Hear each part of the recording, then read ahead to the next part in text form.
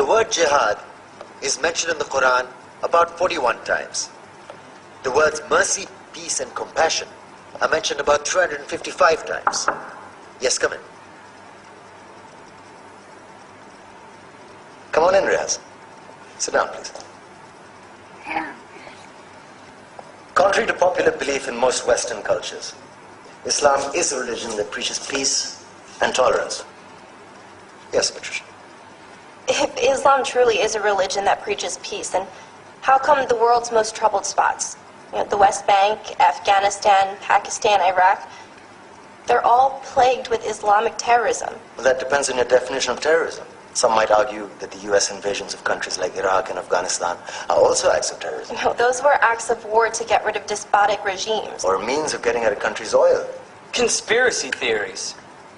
Well, May I? Yes, please. Go ahead, Riaz. Mr. Khan is right. I mean, if we're talking about terrorists, the world's biggest terrorists are the white superpowers. Come on now. No, really, stop and think about it. Explain 9/11. Okay. Do you know how many people died in the Twin Towers strike? Around 3,000. And do you have any idea how many people died in the bombing of Afghanistan? Take a wild guess. More than 15,000 people died. And that's just conservative figures. About 50,000 tons of explosives were dropped on innocent civilians. Men, women, children. Yeah, but that was because of the Taliban. Now that you brought it up, did you know that the Taliban was a creation of the CIA to fight the Russians? Whatever. They were still harboring terrorists. Yeah, right. Terrorists that were never found. Just like the weapons of mass destruction that were never found in Iraq. Do you want to get into the death toll in Iraq? 500,000 civilians and counting. And what do Britain and America say when they don't find these weapons? It's simple. They just say sorry.